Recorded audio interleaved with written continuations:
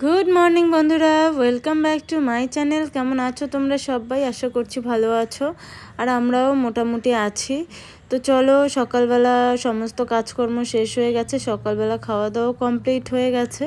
এখন আমি দুপুরে রান্না করব, তো ভাবলাম যে চলো ব্লগটা স্টার্ট করা যাক, তোমরা ব্লগটা দেখো। দেখো আজকে দুপুরে করেছি, এটা হচ্ছে শুক্তো। শুক্তো কিন্তু আমার দারুণ লাগে। তোমাদের কাদের কাদের ভালো লাগে অবশ্যই একটু কমেন্ট করে জানাবে।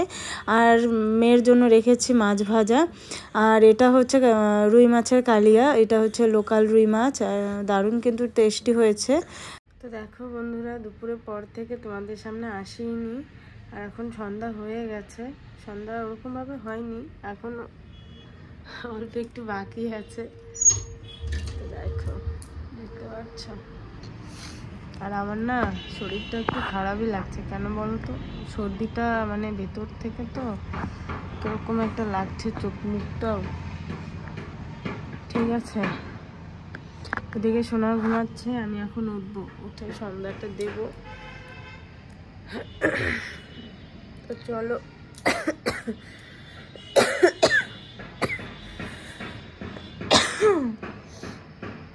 ভালোই লাগছে না, শরীরটা কেমন জানি একটা লাগছে। চলো পর্দাটা লাগাই দিই।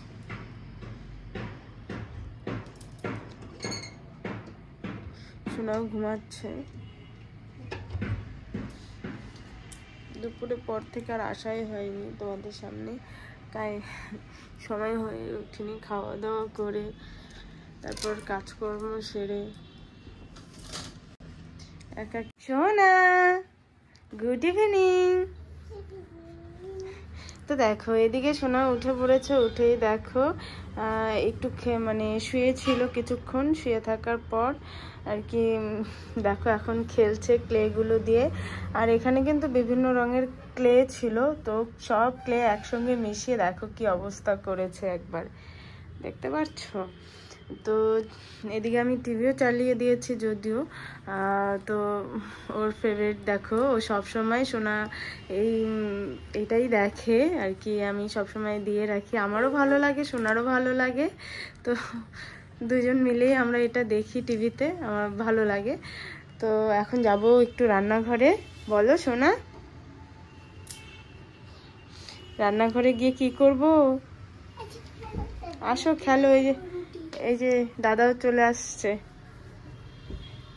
বোনের সঙ্গে খেলতে। তো তোরা খেল, আমি একটু রান্নাঘরে যাই, ঠিক আছে? তো আমিও দেখো এদিকে একটু ঠান্ডার জন্য কি আর বলবো, এতটা ঠান্ডা পড়েছে না। তো যাই হোক, এখন একটু যাবো রান্নাঘরে। তো চলো।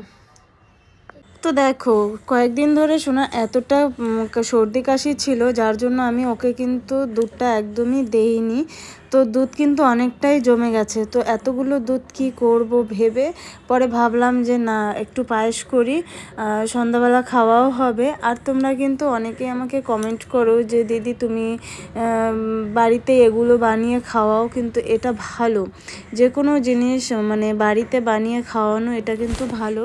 তো তোমরাও যারা যারা মানে পারো, যতটা পারো বাচ্চাদেরকে একটু বাড়িতে বানিয়ে খাওয়াবে।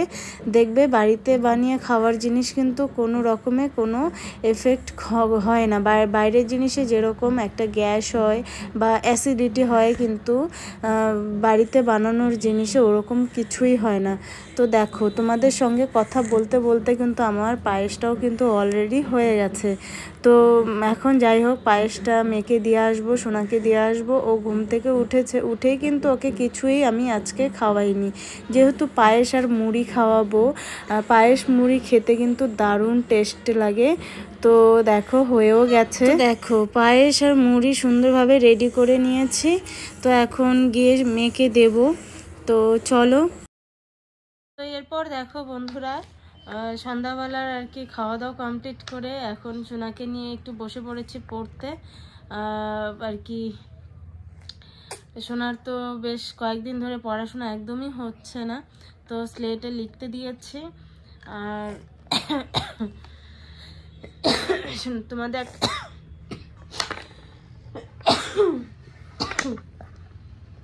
আমারও কাশি হয়ে গেছে দেখো।